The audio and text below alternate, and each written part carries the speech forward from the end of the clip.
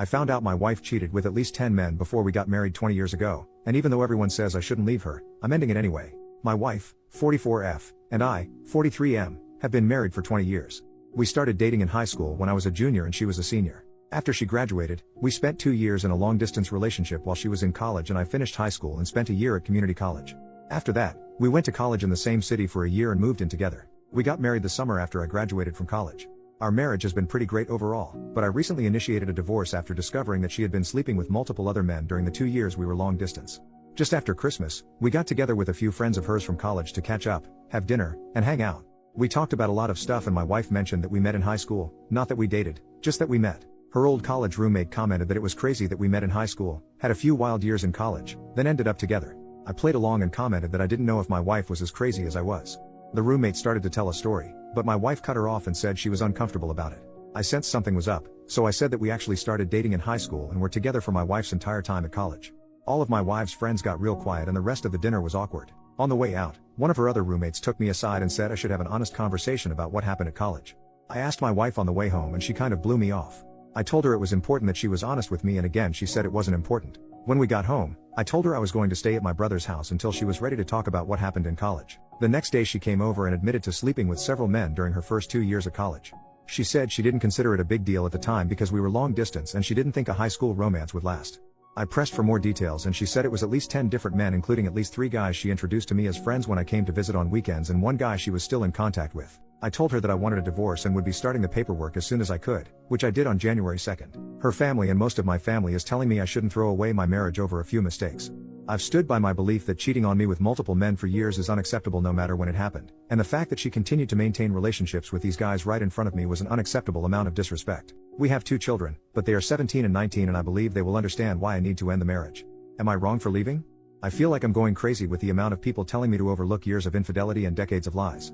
Edit to provide some detail for common question. The reason I posted this is that my wife and a few friends have been saying it's common to sleep with other folks when you're in a long distance relationship and that I'm kind of the odd one out for not sleeping around. I felt like I was being gaslit, but I wanted an outside perspective.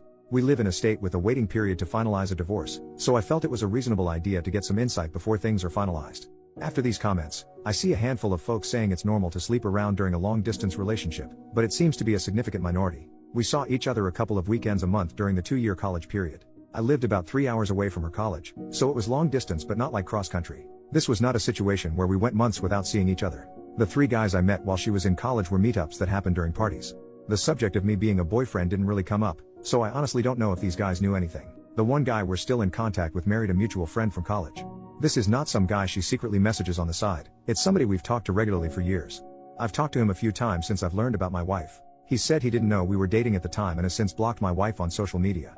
Some folks have asked how the roommates didn't realize at our wedding that the timelines didn't work out. The main reason is that my wife and I had a very small ceremony with just close family in Texas, then went back to the East Coast to have a big party with friends. The typical reception and sharing details about how we met stuff didn't really happen, so her roommates didn't realize we started dating before college. It sounds like they thought we only dated for the year we were both in the same city, then moved in together. I was open to therapy or some kind of attempt to save the marriage, but her insistence that this whole thing is common and I'm the one who's out of line is just too much for me. The only time she showed any remorse or even offered to reconcile is when I started filing paperwork. In the last week she's gone back to saying she's right and I'm overreacting.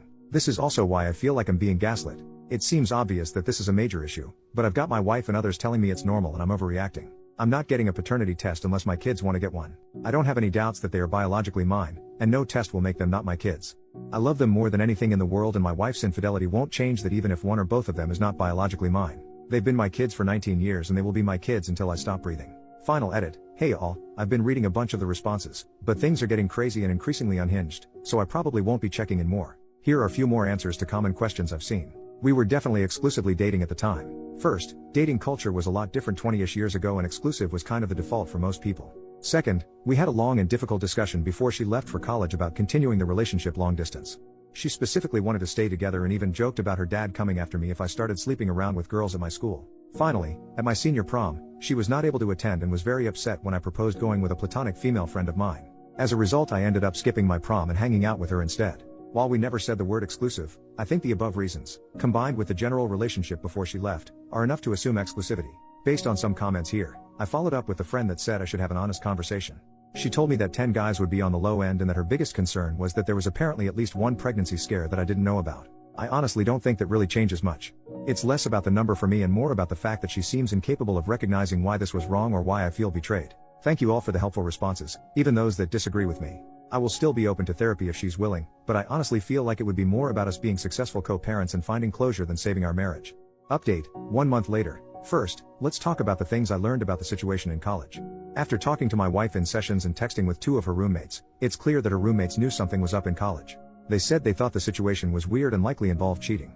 My wife had told them that we both had some wild times in college and worked it out before we got married, so they never really brought it up. The roommate who pulled me aside recently was uncomfortable with the fact that my wife clearly didn't talk it through with me, and wanted me to know. As far as being introduced to guys she slept with, apparently that was not intended. For one of the guys, he ended up dating and then marrying one of our mutual friends from college. This is the guy she was in contact with. In the other situations, she initially blamed me in the counseling session, but has now agreed it was bad. When I went to visit her, she planned to hang out in the room or just hang out together alone, but I wanted to go to a few parties because in high school and community college, I didn't really have parties to go to. She didn't expect me to meet the guys, but they were at the parties and she felt she didn't really have a choice. I still think this is kind of crappy, but it's not as bad as her intentionally parading me in front of the guys. Most of our discussions in therapy has been talking about why I think it's a big deal and she doesn't. She initially said that none of these guys were in relationships with her and it was mostly one-night stands or friends with benefits. Since she didn't view them as romantic relationships, she didn't see the big deal, her words not mine. My opinion is that we never said that was okay and she actively prevented me from doing the same. After digging into this across 2 sessions, and my wife talking to some friends, she now agrees that it was a breach of our trust and relationship. This is the shared understanding that has helped us talk about this situation more honestly and helped us get from arguing to talking, which is why I'm optimistic about co-parenting. Now, here's why I'm 100% set on divorce. 2 things came up that make me want to leave the marriage.